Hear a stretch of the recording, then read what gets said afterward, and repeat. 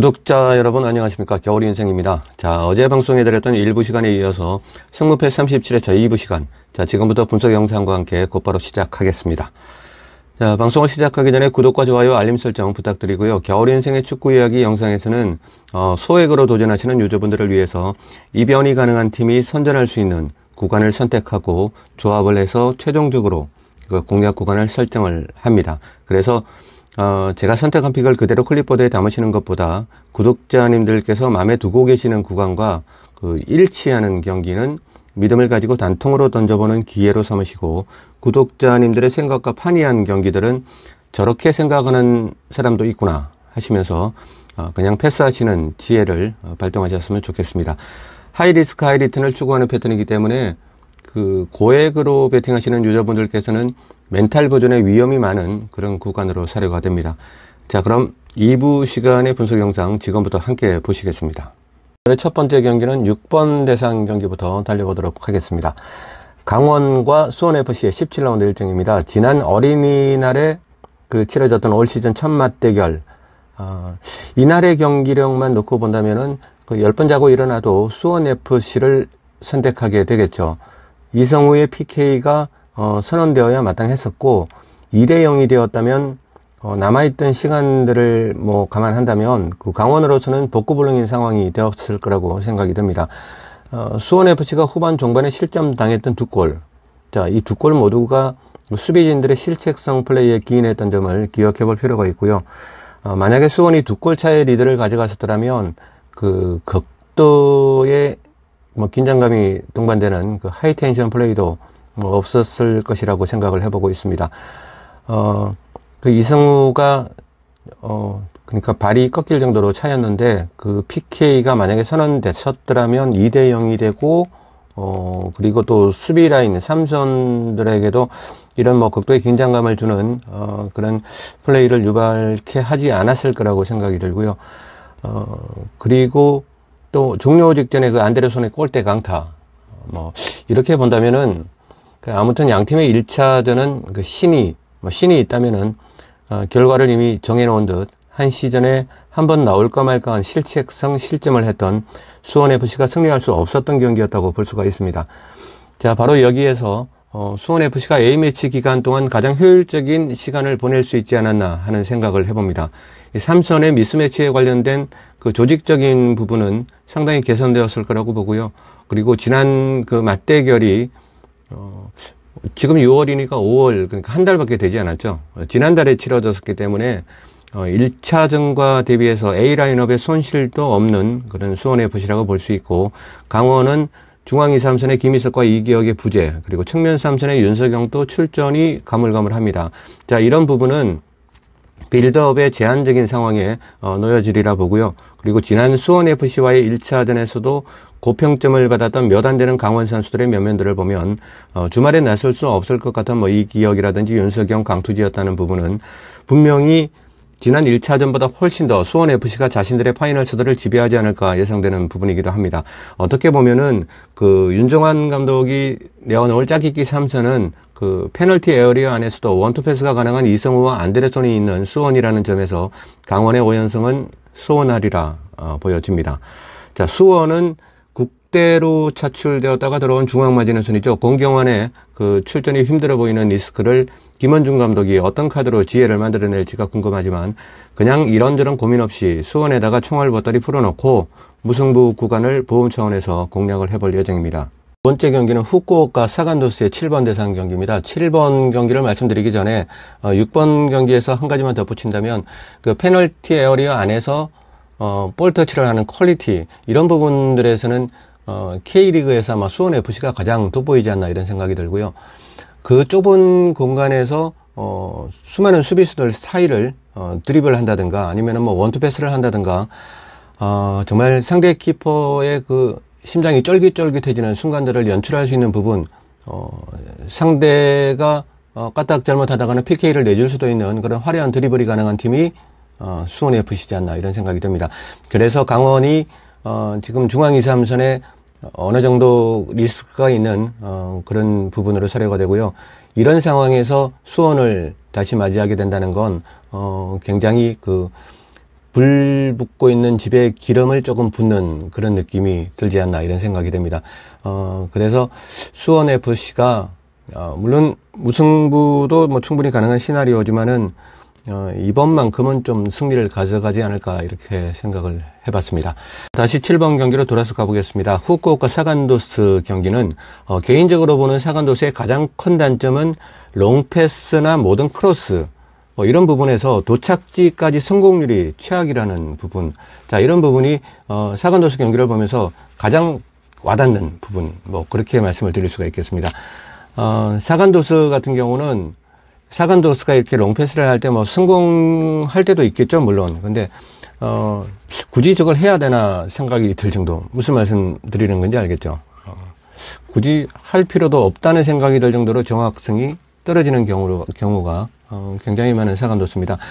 물론 축구에서 뭐 패스가 전부는 아니겠지만 그래도 어느 정도는 돼야지 그 상대에게 위압감을 줄 수도 있고 또 특히 뭐 롱패스를 하더라도 이 모든 크로스 부분에서 뭐 상대 방심에 허를 찌르는 얼리 크로스나 컵백 크로스 또 뭐 상대 진영의 그 수비 뒷공간을 파고드는 비하인드 디펜스 크로스라든지 모든 크로스 부분에 있어서도 그 피니시 역할을 담당하는 선수에게, 그러니까 뭐 사간도스 같은 경우는 마르셀로 선수가 되겠죠.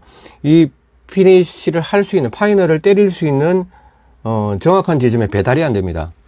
그렇기 때문에 이런 사간도스는 다른 팀보다, 그러니까 마르셀로는 다른 팀의 포워드 라인, 그러니까 그 스트라이크보다 뭐 한 번, 두 번 더 움직여야만이 피니시 동작을 가져갈 수가 있겠죠. 이런 단점이 사간도스에게는 축구를 잘 모르는 저 같은 사람의 눈에서도 보일 정도로 굉장히 그런 부분은 최악입니다.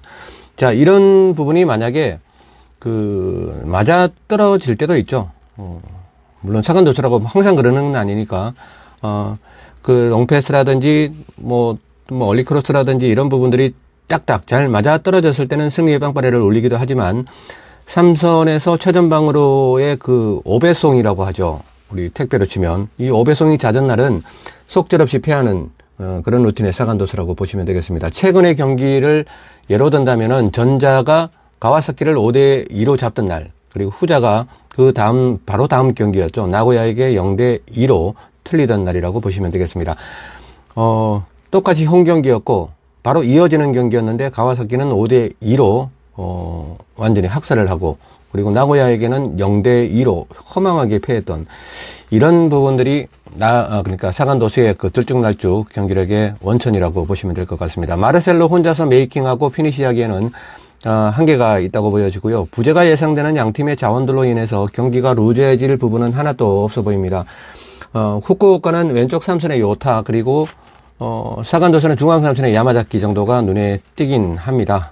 하지만 양팀의 A 전술 속의 두 선수의 활용도는 극히 미미하다고 보여지고, 고베와 세레소전의 2연패의 악몽을 딛고 원정 2연전에서 니카타와 가시와를 잡고 2연승의 바람몰이를 하고 돌아온 후쿠오카가 3연승으로 다시 치고 나가는 그림이 합당하지 않나 보여지고요. 7라운드부터 10라운드까지 4연무를 하는 동안에 그 A 전술의 숙련도가 굉장히 업그레이드 되었다는 그런 느낌을 주고 있는 후쿠오카입니다. 후쿠오카의 승리 구간으로 조심스러운 접근을 해보겠습니다. 그래도 무승부는 항상 위험한 구간이죠. 후쿠오카에게는. 아무튼 최종 확정 구간에 또 어떻게 달라질지 모르겠지만 현재까지의 겨울 인생의 심정은 후쿠오카의 단통 승리 구간을 선택하도록 하겠습니다. 세 번째 분석 영상은 8번 대상 경기입니다. 가시마와 니카타의 18라운드 매치업이고요. 어떻게 보면은 굉장히 일방적인 사이드가 될 것 같은 느낌도 들지만 또 한편으로는 정말 이변의 중심에 있는 그런 경기가 아닐까 이런 생각이 듭니다. 소액 유저분들께는 정말 좋은 먹잇감이 도착했다 뭐 이런 생각이 들고요. 니카타가 무슨 동네 핫바지도 아니고 투표율의 짝대기가 정말 환상적입니다. 10%도 안 되죠. 무승부가 10%도 안 된다는 건 정말 일방적인 사이드라는 그런 예상을 하셨다는 뭐 그런 거겠죠. 뭐 투표하시는 모든 유저분들께서.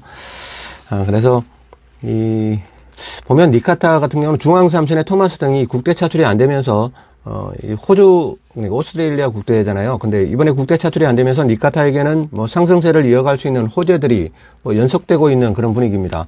뭐 타니구치라든지 아키야마, 오쿠무라, 코미의 든든한 이선은 선두 마치다를 원정에서 박살냈던 그 1등 공신들이죠. 이 선수들 현재로서는 뭐 이상 없습니다. 그래서 니카타와 가시마, 물론 가시마가 홈에서 워낙 잘하고 있기 때문에 이런 그래프가 형성이 됐다고 생각드는데 좀 더 한번 들여다보겠습니다. 좀 이해가 되지 않는 부분이고요. 바렌 나가사키와의 러방컵을 통해서 그 니카타 같은 경우는 그 어린 왕자 누구였죠? 나카구라? 아, 맞다. 나카구라. 네, 바렌 나가사키와의 러방컵을 통해서 나카구라의 득점력도 복원되고 있는 그런 니카타라고 볼 수가 있습니다. 후지와라, 하야카와죠. 후지와라, 하야카와 두 분 오장 선수들의 그 측면 오버래핑도 니카타의 도장 깨기에 밥숟가락을 얹어놓은 모양새입니다. 최근 니카타의 두 번의 승리를 했던 상대팀이 요코마리와 선두 마치다였죠. 여기에서 서열 2위 가시마까지 박살내면 진정한 최배달이 될 수 있는 니카타입니다. 자, 그런데 투표율이 정말 허덜덜합니다. 아무리 홈에서 6승 2무를 거두면서 무패 행진 중인 가시마라고 하지만 절대 간과해서는 안 되는 부분이 이 경기는 J리그라는 겁니다. 자, 8.8승도 아니고 6승 2무라는 건 수학적으로도 승리의 확률이 75%밖에 되지 않는다는 것이고, 홈에서 그 도쿄 베르디와 무승부를 거두었고 원정이었지만 사간도스에게는 뭐 4대2로 떡실신 당했던 가시마입니다. 물론 가시마가 니카타보다는 낫죠. 자, 하지만 뭐 브라질 대 스리랑카가 붙는 것도 아니고 가시마하고 니카타가 붙는데 승리 구간이 84%, 무 구간이 9%, 패 구간이 7%라뇨. 이건 좀 그렇게 좀 이해가 되지 않는 부분입니다. 물론 가시마가 승리를 할 수 있는 확률은 니카타보다는 훨씬 많다고 봐야 되겠죠. 이 부분만큼은 부정할 수가 없다고 여겨집니다. 하지만 그 아까 말씀드렸던 다니구치, 아키야마, 그리고 오쿠무라, 코미 이 그 4명의 이선, 그러니까 중앙의 아키야마나 오쿠무라는 수비 라인까지 헬프도 하고 커버를 하죠. 그리고 측면에 있는 뭐 타니구치, 코미 선수는 공격으로 전환할 때 굉장한 그 뭐 타격을, 상대 팀에게는 타격을 줄 수 있는 그런 기동력이라든지 그런 뭐 테크닉이라든지 이런 부분들을 가지고 있기 때문에 니카타를 만만하게 볼 수는 없지 않나 이런 생각이 듭니다. 그리고 아까 그 말씀드렸던 그 나카구라, 굉장히 어린 선수인데 이 선수도 그 러방컵,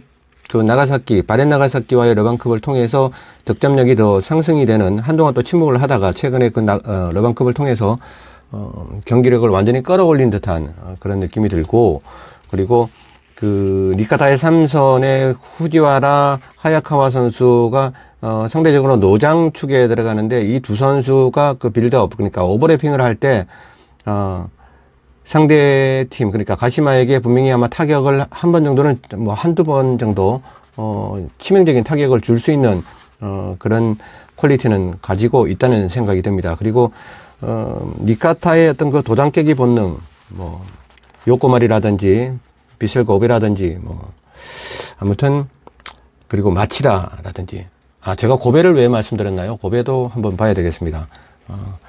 근데 아무튼 직전에 그 선두 마치다를 낚을 때, 그때의 경기력이 이 경기에서도 좀 발휘가 된다면은, 그때 마치다와의 경기도 원정 경기였고 이 경기도 어차피 원정 경기입니다. 그래서 그래프가 좀 가시마가 좀 짧다면은 모르겠지만, 이 정도로 그 짝대기 길이가 차이가 많이 난다면은 저 같은 그 소액 배팅을 하는 그 유저들에게는 정말 기막힌 먹잇감이 되지 않을까 이런 생각이 듭니다. 무승부가 되면은 굉장히 좋죠. 저는 이 경기는 일단 무승부 구간에 말뚝을 박아놓고 누구하고 뭐 가시마하고 양다리를 걸칠지, 아니면은 니카타와 양다리를 걸칠지는 한번 생각을 해보겠습니다. 충분히 이변이 가능한 경기, 뭐 하지만은 가시마가 당연히 또 이겨야 할 경기. 자, 이 경기에서 이변 구간을 한번 제대로 잡아보겠습니다. 자, 다음은 9번 대상 경기이고요. FC 도쿄와 이와타의 일전입니다. 자, 만약에 이와타의 저메인요가 아웃되지 않고 그대로 있었다면, 자, 그래서 마테우스와 더블포워드로 직진하는 4-4-2 포메어의 그런 이와타였다면 9번 경기의 선택은 정말 머리를 삼했을 것 같습니다. 하지만 저메인요가 지금 아웃된 지가 꽤 됐죠. 5월 6일이었던가요? 도쿄 베레디전 그때 이후로 복귀가 더디어지고 있는 저메인요고요. 저메인이 이탈하면서 마테우스 원톱의 4-2-3-1로 그러니까 4-4-2에서 4-4-2에서 그러니까 저메인요를 대신해서 다른 포워드를 올리는 게 아니라 아예 그냥 마테우스를 원톱으로 받고 4-2-3-1 포메로 더블 볼란치 시스템으로 전환했던 이와타였습니다. 이후의 성적이 1승 1무 3패로 그다지 만족스럽지 못한 상황이고요. 이 마테우스 의존도가 높아지면서 마테우스는 상대팀 3선의 그 타켓이 되고 잘 쌓아놓았던 그 평점들을 다 까먹게 된 마테우스입니다. 마테우스 선수도 저메인과 그 어떤 케미 이런 부분이 있을 때가 훨씬 더 경기력이 좋았다는 생각이 들고요. 지금 원톱으로서는 뭔가 좀 부족한 느낌, 확실하게 부족한 느낌. 경기 한번 보시죠. 제가 무슨 말씀 드리는지 아마 느끼실 겁니다. 1승 1무를 챙겼던 두 경기도 쇼난하고 우라와였죠. 쇼난에게 승리를 거두고 우라와에게 무승부를 거두었던 그 1승 1무 지지난 라운드와 그 앞에 라운드였습니다. 이 경기들도 그 더블 볼란치였던 고메스와 우에라의 그 파워에서 승점을 얻어낸 것이라는 생각이 들고요. 만약에 우에라 고메스가 이 더블 볼란치 포지션에 없었다면은 1승 1무가 아니라 제 생각에는 최고로 잘 올려봐야 1무 1패였지 않았나 이런 생각이 됩니다. 그만큼 그때는 우에라 고메스의 어떤 그 볼란치에서 활약이 굉장히 좋았기 때문에 생겼던 일이지 마테우스가 잘했다는 생각은 들지 않는 그런 경기였습니다. 승리했던 쇼난과의 경기에서도 맨 오브 더 매치가 패배한 팀 쇼난의 오른쪽 최전방 후쿠다 선수가 차지한 것만 보더라도 저메인요가 이탈 중인 이와타의 포워드라인은 무스트라이크 상태나 다름없어 보입니다. 저메인이 복귀할 것 같다는 찌라시도 있지만 불확실한 찌라시의 소중한 자산을 탕진하고 싶지는 않습니다. 도쿄의 승리 구간을 담아가 보겠습니다. 자, 2부 시간의 5번째 분석 영상입니다. 10번 대상 경기고요. 나고야와 쇼난의 이런 말씀 드리긴 좀 그렇지만 정말 더럽게 재미없을 것 같은 나고야와 쇼난의 18라운드입니다. J리그에 복수 마킹을 하고 싶진 않았고요. 단지 마킹 구간에 여유가 남을 것 같아서 10번 경기에 유일한 J리그 복식을 받쳐보겠습니다. 8,000원 복식을 간다면 무패로 뒤집어 볼 생각이었고 애초에 첫 번째 계획대로 그 K리그에서 복식 2개 그리고 J리그를 전부 단식으로 간다고 가정을 했을 때는 그냥 쇼난의 원정팀 쇼난의 단통 승리로 배팅을 할까 생각했었습니다. 하지만 다행스럽게도 어제 프로토 1,000원짜리 배팅을 해서 다행스럽게 들어왔습니다. 자, 6배짜리 1,000원 배팅을 해서 6,000원 적중이죠. 정말 땅을 파도 나오지 않는 5,000원을 벌었습니다. 12,000원 복식으로 상향 조정을 해봤습니다. 그래서 2월판 독식에 다시 한번 진하게 한번 도전을 해보겠습니다. 나고야와 쇼난의 18라운드는 정상적인 전력끼리, 그러니까 A 옵션끼리의 충돌이라 보는 게 맞는 것 같고요. 한 경기당 한 골의 빈약한 득점력의 나고야가 러방급 8강 진출의 기운을 이어가는 그런 그림은 예상되기는 합니다. 사실 나고야가 러방급에서 8강에 진출하는 그 분위기를 그대로 아마 이어가면서 좀 반등하지 않을까 이런 생각도 해보고 있는데 그렇다고 해서 찢어지게 가난했던 득점력이 갑자기 풍요로워질 것이라는 가정은 회의적으로 생각을 하고 있습니다. 17라운드까지 팀 최고 득점이 나가이 선수 그리고 준커 선수죠. 3득점씩 하고 있는 부분입니다. 참 17라운드 같으면은 웬만한 팀 같으면 최고 득점이 보통 한 7골에서 8골 정도 가죠. 물론 나가이와 준커가 3득점이고 나머지 선수들이 또 1득점, 2득점씩 하는 선수들이 많으니까 그 어떤 그 공격 그 루트가 다양하다. 뭐 슈팅의 궤적이 다변화되어 있다. 뭐 어떤 좋은 점도 있겠지만 그래도 어느 팀이든 좀 그 걸출한 선수는 한두 명은 있어야 되겠죠. 그래야만이 그 어려운 시기를 이겨나갈 수 있는 그런 원동력은 분명히 가지고 있어야 된다고 생각을 합니다. 근데 지금 현재 최고 득점을 올리고 있는 나가이 준커, 자 3득점씩 올리고 있는데요. 덴마크 용병이죠, 준커는. 그 준커 같은 경우는 사실 3골을 넣었지만 5월 15일에 그 FC 도쿄전에서 해트트릭이 이 3골의 전부입니다. 그리고 준커가 출전했던 총 8경기인데 이 FC 도쿄전을 제외하면 나머지 7경기에서 평점은 모조리 6점대, 그러니까 뭐 최악의 평점을 받았다고 보시면 될 것 같습니다. 물론 5점대까지 내려가면 최악이고 6점대는 우리가 쉽게 말해서 쳐다보지 않죠. 그냥 그라운드에서 잘 있었다, 이 정도로 보시면 될 것 같습니다. 그래서 이 3골을 기록했던 준커 선수의 퀄리티도 그다지 좋아 보인다는 생각은 들지 않습니다. 팀 전력이 상승하고 또 그리고 경기력이 나아지는 것, 자 이런 것하고 득점력이 폭발하는 부분이 이렇게까지 반비례하는 팀은 처음 봅니다. 그러니까 팀 전력이 올라가고 경기력이 계속해서 나아지면은 당연히 득점력이 폭발하는 부분도 똑같이 함께 동반되는, 함께 수반되는 그런 케이스가 다분한데, 이 나고야 같은 팀은 팀 전력이 올라가고 그리고 러방컵을 통해서 경기력이 조금 나아지는 부분도 생기고 하면서도 득점력은 그냥 그대로 가는 팀. 자, 이런 팀이 바로 나고야입니다. 물론 나고야에 관해서 또 저와 다르게 보는 관점에서 평가를 할 수도 있겠죠. 하지만 제가 보는 관점에서는 그렇습니다. 반면에 시오나는 직전 3경기에서 4골을 쏟아붓고 있죠. 루키안 선수.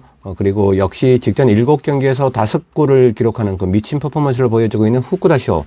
정말 후쿠다가 이름이 후쿠다 쇼가 아니라 진짜 후쿠다가 쇼를 합니다. 그 정도로 이 후쿠다 선수하고 루키안 선수의 경기력은 상당히 지금 정점에 있다고 보시는 게 맞을 것 같고요.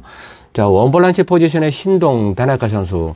자, A 라인업들이 최근 경기들에서 품어내는 그 본능적인 축구 지능은 시오나니 나고야를 조금 앞선다는 느낌이고요. 나고야는 무승부가 잘 없지만 뭐 지더라도 막 어떤 극단적인 포메이션을 가져가면서 승리를 또 가져가는 경우도 생기기 때문에 지금 상당히 좀 상위 순위로 올라가 있는 상태입니다. 하지만 무승부를 무조건 비난만 할 게 아니고 그 팀의 성적을 관리하는 데 있어서 무승부는 당연히 필요불가결한 그런 결과라는 생각이 듭니다. 그래서 팀이 좀 약간 부침을 겪을 때, 예를 들어서 지금 뭐 김천상무와 같이 뭐 말년 휴가자들도 많아지고 또 신병들이 들어오고, 물론 퀄리티가 있어야만이 상무로 입대를 할 수 있기 때문에 기본적인 그 축구 재능은 상당히 있는 선수들이기 때문에 어떤 뭐라고 해야 될까요? 정정용 감독이 이번에 상무를 가져가면서 무승부도 어느 정도 감안을 하는 그런 경기를 하지 않을까, 이런 생각이 드는데, 수비적으로 좀 단단히 하겠다는 뜻이겠죠. 그래서 이 무승부라는 것도 축구라는 그 리그를 진행하면서 이 벤치에서는 꼭 그 전략적으로 가져가야 되는 부분, 자 그런 부분인데 나고야에게는 그런 부분이 안 보인다는 거죠. 승리 아니면 패배. 자, 그런 루틴을 계속 이어가고 있는 나고야지만 홈에서는 시전 토탈에서 8승 2무 9패인가 아마 그럴 겁니다. 제가 알기로는. 근데 그 2무가 모두 홈에서 일어났던 2무고요. 원정에서는 아예 이기거나 지거나 뭐 이런 패턴을 반복하고 있던 나고야였습니다. 그래서 이 나고야와 시오나의 경기. 자, 무패 투마킹이 뭐 그래프도 짧고 굉장히 매력적이었습니다. 그래서 이 무패 투마킹을 처음 초안으로 했었지만 이 시오난의 원정 울렁증을 감안해서 승무패 모든 구간을 색칠하고 없던 경기로 하겠습니다.